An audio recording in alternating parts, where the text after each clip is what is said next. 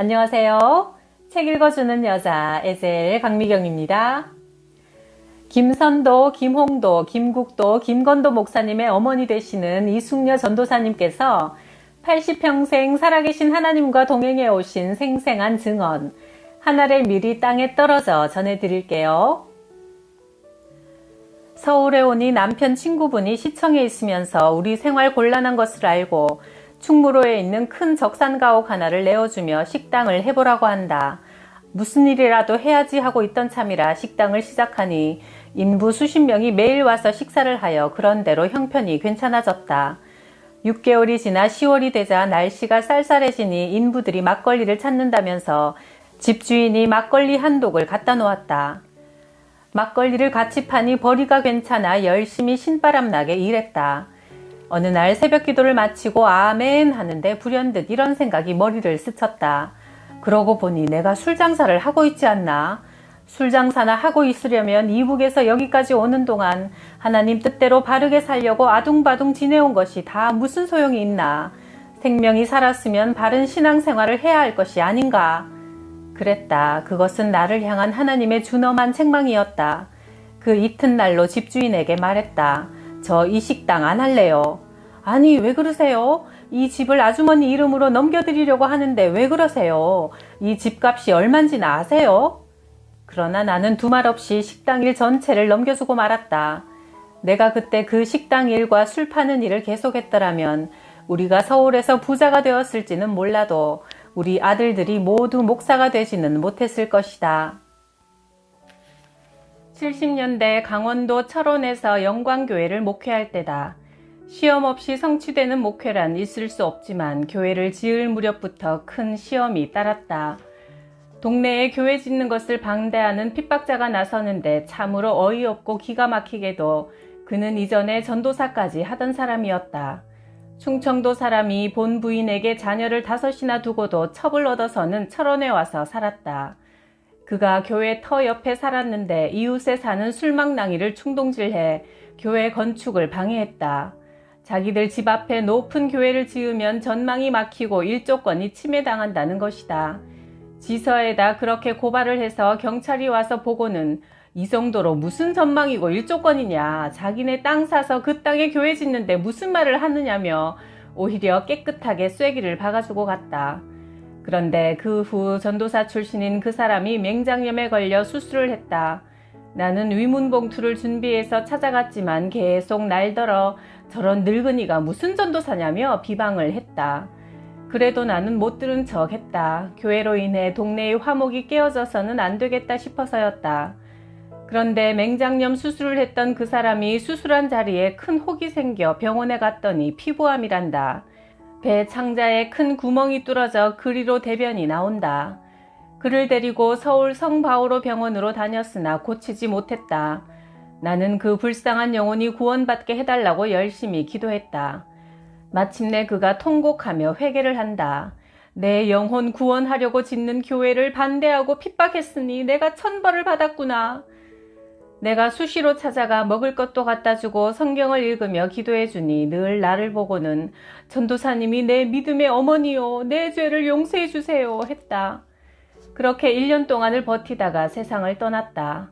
그 동네에서 20년을 살았지만 어찌나 인심을 잃었는지 한 사람도 와보는 사람이 없었다. 교회에서 관을 사고 상녀와 모든 것을 갖추어 장례를 지내주었다. 죽은 이와 함께 교회를 괴롭히던 그 술망난이는 위가 터져서 입원했다. 내가 또 위문을 가서 돈을 얼마간 전해주고 퇴원한 다음에도 계란과 고기를 사다 주곤 했더니 얼마 후 자기 부인을 교회에 보내면서 자기는 도저히 부끄러워서 못 나온다는 전가를 해왔다. 죽은 전도사는 교회 뒷집이고 술망난이는 옆집인데 앞집에는 무당이 살았다. 그 무당이 아침마다 북을 치며 굿을 하더니 교회 음악종이 새벽마다 울려대니 마침내 굿을 못하겠다고 두 손을 들었다. 무당이 복막염이 심해져 수술을 하게 되었다. 봉투를 들고 또 위문을 갔더니 좋아하고 고마워했다. 동네에 교회가 들어온 이후부터 무당일을 못하게 되어 수입이 없다고 한탄하면서도 교회에서 부흥회를 열게 되어 순복음교회 이재석 목사님을 모시자 무당집에서 목사님을 대접한다고 음식을 큰 상에다 한 상 차려서 두 사람이 양쪽에서 맞들고 가져왔다. 이것은 제사 안 지낸 깨끗한 것이라는 꼬리말까지 붙여서. 동네에 한 불쌍한 떠돌이 노인이 있었는데 마땅히 있을 곳이 없어 교회에서 집을 하나 얻어주어 보살폈고, 중풍이 들어 혼자 누워 지내는 노인도 온 교인들이 김장도 담아주고 조석으로 식사도 챙겨주고, 이가 바글바글한 옷을 한 보따리씩 가져다가 서로 모여 빨아주곤 해서 영광교회 집사들은 온 동네에서 안 믿는 사람들에게도 칭찬과 존경을 받게 되었다. 교회가 이웃의 굳은 일을 모른 채 하고 성도들끼리만 모여 찬송 부르고 예배만 드린다면 바리새인과 다를 바 없고, 안 믿는 사람들에게 교회가 인정받을 수 없는 것이다. 철원 군탄교회에 최 속장이라는 분이 있었는데 아들이 간질병 환자였다. 어느 주일날 최 속장이 나를 찾아왔다. 우리 아들이 한 주일 동안이나 혀를 깨물고 헛소리를 하면서 눈띠가 변하고 정신을 못 차려요. 집사들과 함께 신방을 가보니 젊은 청년 경호는 전혀 감각 없이 죽은 사람처럼 누워 있었다. 예배를 드리고 돌아오는데 교인들이 이구동성으로 말한다. 전도사님, 그 환자는 어려서부터 간질이 인이 박혀 있으니 너무 수고하고 신경 쓰지 마세요.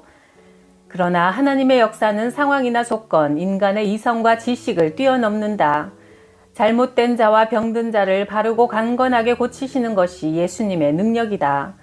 그래서 주님은 이 세상에 의인을 부르러 온 것이 아니라 죄인을, 건강한 자가 아니라 병든 자를 부르러 왔다고 하셨다. 그 가정의 경우에는 오히려 그 질병을 통해 믿음을 굳게 하시고 축복해 주시려는 하나님의 계획이 있는지도 모르는 것이다. 이튿날 새벽 4시 새벽 기도를 마치고 나는 다시 최 속장내로 뛰어갔다. 경호는 여전히 눈을 뻔히 뜨고 늘어져서 조금도 차도가 없었다. 나는 방에 들어서자마자 두 손으로 환자의 머리를 붙잡고 주님을 부르며 큰 소리로 땀이 비오듯 할 때까지 기도드리니 환자의 풀린 눈동자가 바로 돌아오면서 눈물을 쏟아내기 시작했다. 우리는 찬송을 소리 높여 함께 불렀다. 내 죄를 씻기 위하여 피 흘려 주시니 곧 회개하는 마음으로 주 앞에 옵니다. 경호는 일어나 옷을 달라고 하며 갈아입고는 통곡을 하면서 온 가족의 잘못을 회개한다. 그 어머니는 교회를 나오면서도 남의 고무신이나 훔쳐다 신고 11조도 안 하고, 아버지는 교회도 안 나가며 담배만 피운다고 제발 이제 우리 좀 신앙생활 바로 해보자며 울면서 말한다.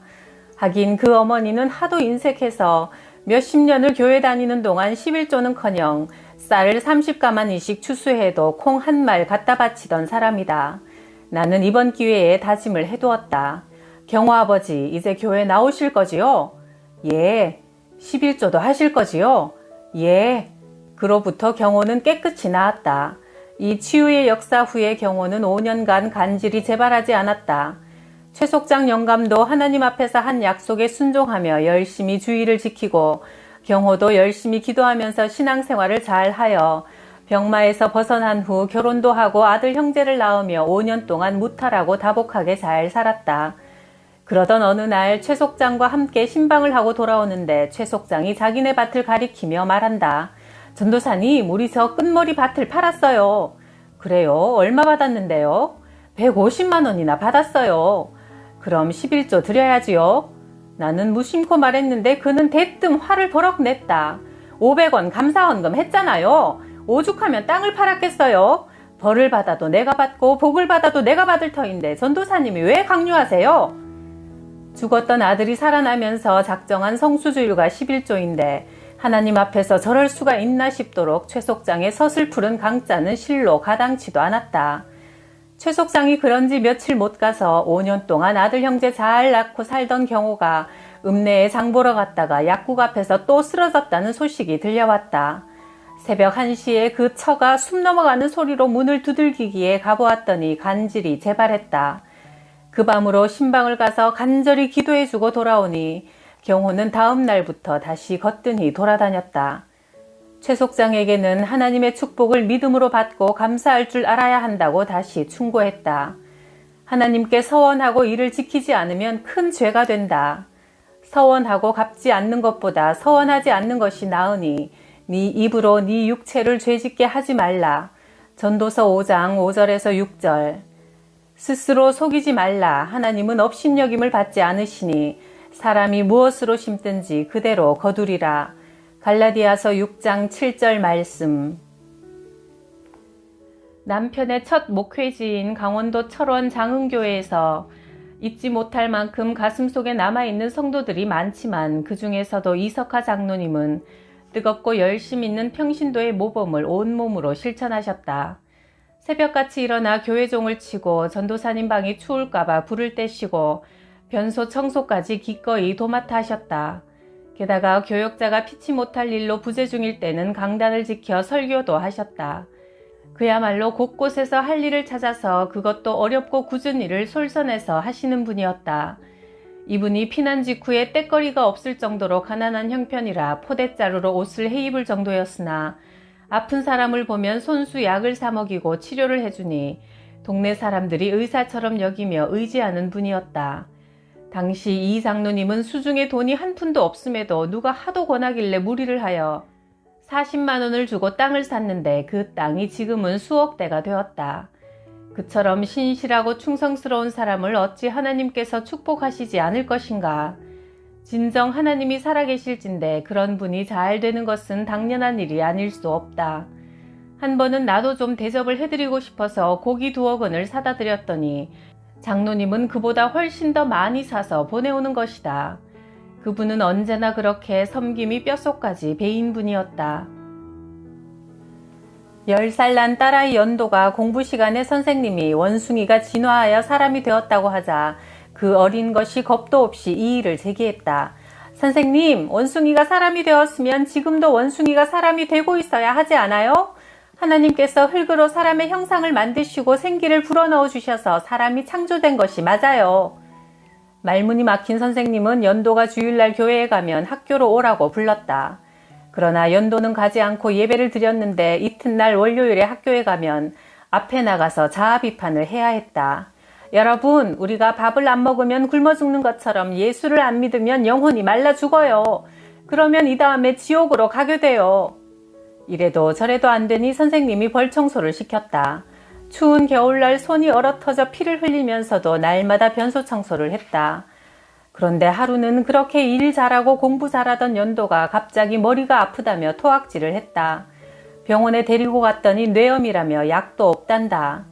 4일째 되는 날 아이가 기절을 했다가 잠시 후 깨어나더니 이런다. 어머니, 나 오늘 천당 가요. 그러니까 엄마도 예수 믿는 것처럼 하지 말고 똑똑히 믿으세요.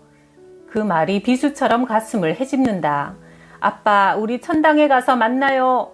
그 말을 남기고 밤 2시에 그리도 사랑하던 주님 품에 안겼다. 외할머니는 내게 신앙의 길을 가르쳐 주시고 누구보다 사랑해 주셨는데 내 나이 16때 하루는 마침 내가 외가에 가 있을 때 식구들을 다 불러 모으셨다. 그리고는 내가 내일 천당으로 간다 하시더니 다음날 아침 목욕하시고 옷을 갈아입고 저녁 때가 가까워 오니 빨리 저녁들 지어 먹고 임종을 준비하라고 재촉하셨다. 그리고 정말 그날 밤 자는 듯이 고요하게 소천하셨다. 1923년 12월 30일 83세셨는데 그때까지 안경도 없이 성경을 잘 보실 만큼 정정하셨다. 예수님 잘 믿은 분의 깨끗한 죽음을 본 느낌이라 슬픈 중에서도 마음 한구석이 훈훈했다. 어느 날 친정어머니가 온몸이 부어 일어나질 못하시는데 의사들은 가망이 없다고 진단했다. 나는 누워 계신 어머니 곁에서 밤새도록 간호하며 금식하며 사생결단의 기도를 시작했다. 어느 날 기도하다가 피곤해 지쳐 깜빡 졸았는데 기이한 꿈을 꾸었다. 천정에 환한 빛이 나타나더니 베드로 선생님이라는 하얀 노인이 내려와서 어머니 손을 잡고 손가락 넷을 꼽았다. 병인, 정묘, 무진, 기사 이렇게 4년은 걱정 말라고 하시고는 사라졌다. 정말 그때부터 병에 차도가 있더니 기도응답을 받은 대로 어머니는 꼭 4년을 더 사시고 기사년인 1929년 11월 16일에 소천하셨다. 이런 일들을 겪어보니 정말 사람이 살고 죽는 것은 하나님의 손에 달린 것임을 나는 확신하게 되었다. 우리 시아버지는 구한국 시대 평북 정주군 옥천면에서 좌수를 지냈다. 시어머니는 독실한 교인이었는데 예수 믿는다고 핍박을 많이 받았다. 남편이 양반 집안에서 여자가 이 무슨 해괴한 일이냐며 머리를 깎아 못 나가게 해도 수건을 쓰고 주일 예배에 빠지지 않았다. 하루는 토요일이 되었는데 시아버지가 내일도 교회 갈 거요? 하고 물었다. 시어머니가 대답이 없자 그 시절 남자들의 전매 특허인 밥상 내던지기가 뒤따랐다. 시어머니는 아무 말 없이 흩어진 그릇과 음식을 주섬주섬 주워서 부엌으로 들어갔는데 부엌에서 뭔가 중얼중얼하는 소리가 들려왔다. 시아버지 생각에 틀림없이 나를 욕하고 있겠지 하고 귀를 기울여 들어보니 부뚜막에 엎드려 울면서 사랑하는 내 남편 회개하고 예수 믿고 구원받게 해달라면서 기도하는 소리를 듣고 있자니 그 순간 성령이 역사하셨다. 시아버지는 저렇게 나한테 핍박받으면서도 오히려 핍박하는 나를 위해 복을 비는 기도를 하게 하는 예수라면 나도 그 예수를 믿어야 하지 않겠느냐고 회심하게 되었다. 여보, 나도 내일부터 교회에 나가보겠소. 다음 날인 주일날 아침 시아버지는 관을 쓰고 도복을 차려입고 긴 담뱃대까지 든 채 예배당으로 갔는데 목사님이 반갑게 뛰어나와 맞아주시고 설교와 모든 예배 순서가 은혜롭게 끝났다. 예배가 끝난 후 시아버지가 목사님께 물었다. 나 같은 사람도 예수 믿을 수 있나요? 무슨 말씀이십니까? 예수님께서는 수고하고 무거운 짐진 자들은 누구든지 다 내게로 오라고 하셨습니다. 그날로 시아버지는 담뱃대를 뚝 꺾어버리고 열심히 주의를 지켰다. 마침내 시아버지는 평양신학교에 입학하여 고향 곽산에다 교회를 잘 짓고 전도사 일을 하면서 남녀공학의 보통학교인 일신사립학교를 세워 열심히 주의 일에 힘쓰시다가 1923년 성탄절을 기쁘게 지내고 일주일 뒤 소천하셨다. 이 어른의 목회가 나중에 많은 목회자를 배출한 우리 집안의 첫 열매였다. 평안남도 양덕에 살 때였다. 양덕은 평양에서 300리를 들어가야 하는 첩첩산중이었다. 산이 얼마나 높은지 여름에도 산봉우리에 흰눈이 녹지 않았다. 그곳에서 평양으로 나가기까지 300리 내에는 교회가 없었다. 10월이 되어 산등성이에 심은 곡식을 모두 거두자 동네 사람들이 모여 산신령에게 산제사를 드린다고 야단이다. 귀신을 섬기며 사는 불쌍한 백성들이었다. 노인들이 집집마다 회비를 거들어 다녔다. 선도 어머니, 회비 좀 내시지요. 우리는 전능하신 하나님을 믿기 때문에 산제사는 못 드립니다. 무슨 그런 말씀을. 산신령이 노하셔서 산벌 받으면 큰일 납니다. 걱정 마세요. 우리는 하나님이 지켜주셔서 아무 일 없습니다. 다른 돈은 다 내겠지만 그 돈은 낼 수 없습니다. 동네 사람들은 곳곳에 돼지머리와 떡과 음식을 차려놓고 절하고 춤을 추면서 귀신을 섬겼다. 그 무렵 장남이던 6살 선도가 급성 폐렴에 걸리고 말았다. 열이 펄펄 나면서 얼굴이 벌겋게 되고 눈이 하얗게 뒤집힌다. 먼 곳에서 가까스로 왕진을 온 일본인 의사가 그대로 두면 오늘 밤을 넘기지 못한다고 선고했다. 동네 노인들과 남편 친구들이 둘러앉아 아이를 들여다보며 말했다. 쯧쯧, 선도애미가 고집을 부려 산제사를 안 하더니만 아들을 죽이는구나. 지금이라도 무당을 불러다 묵구리를 해서 산신의 노염을 풀어야 해. 선도야, 네 생명은 하나님께서 책임져 주실 것이다. 하고 나는 그 길로 도깨비불이 왔다 갔다 한다는 산등성이로 뛰어 올라가 하나님께 대성통곡으로 기도드렸다. 아들을 하나님보다 더 사랑한 죄를 용서하시고 설령 이 아이를 잃더라도 하나님을 배신하지 않게 하여 주옵소서. 주님만 의지합니다. 우리 선도의 생명을 주님 손에 맡깁니다. 이 일로 예수님을 놓치지 않게 하여 주시옵소서. 통해와 자복으로 몇 시간을 기도하고 내려와 의사가 떠나면서 한번 해보라던 겨자찜질을 아이에게 해주었다. 겨자를 따뜻한 물에다 죽같이 개어서 폐 쪽과 등허리에 바르고 그 물에 손발을 담가 주었더니 아이는 땀을 뻘뻘 흘리며 잠이 든다. 5일 동안 한 잠도 못 자던 아이는 그날 밤 깊은 단잠을 자고 이튿날 아침에 일어났는데 열이 내리고 병이 씻은 듯이 나았다. 할렐루야. 하나님께 매달려 신앙의 절조를 지키려는 산골 안악내일 기도를 하나님은 응답해 주신 것이다. 하나님은 다 죽은 아이도 살려주시고 죽어가던 내 신앙도 살려주셨다. 1929년 내가 20살 때 매우 심한 눈병에 걸렸다. 성한 눈으로도 살기 어려운 세상에 곤란이 이만저만이 아니었다. 30리 떨어진 농촌교회에서 마침 김익두 목사님이 신유 부흥회를 한다는 소식이 들려왔다. 열흘 동안 은혜를 사모하며 안수기도를 받고 나니 눈병이 깨끗이 나았다. 치유의 하나님 여호와 라파의 하나님은 과거나 지금이나 영원토록 살아계신 분임이 틀림없었다. 몇 년 후 웬일인지 다리가 아파왔다. 병원에 가서 진찰하니 뼈에 염증이 생겨 다리를 잘라야 한단다. 앞이 캄캄했다. 젊은 것이 다리를 자르고 어찌 살겠냐는 절망이 앞을 막아섰다. 뒤에는 애굽 군사요 앞에는 홍해라. 내게 남은 길은 딱 하나, 하나님께 매달리는 기도뿐이었다. 새벽 기도를 기어서 나가 한없는 울음으로 기도했다. 하나님 아버지, 아버지의 권능으로 다리를 고쳐주시든지 아니면 내 영혼을 데려가소서. 선하시고 온전하신 아버지의 뜻대로 하옵소서. 그렇게 한 달을 기어다니며 교회에서 울었다. 한 달 만에 하나님의 치유하심이 일어났다. 질질 끌고 다니던 그 다리에 힘이 돌아와 걷게 되었다. 할렐루야, 하나님 감사합니다. 기도밖에는 드릴 것이 없는 저를 붙들어 주시니 하나님은 진정 살아계시나이다. 그 놀라운 은혜 안에 있다는 기쁨은 일확천금을 얻은들 비할 수 없는 것이었다. 그 사건 이후로 나는 확연히 알게 되었다. 믿음의 사람은 육신과 물질로 사는 것이 아니라 기도하여 응답받고 살아계신 하나님을 만나는 영의 감격으로 사는 것임을 말이다.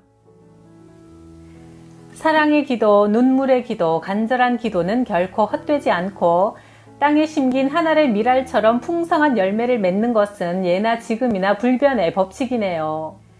그러니 기도 안 할 수 없겠죠? 우리도 기도에 힘써서 문제를 하나님 만나는 복으로 바꿉시다. 구독, 좋아요, 댓글에 큰 복에도 감사드려요.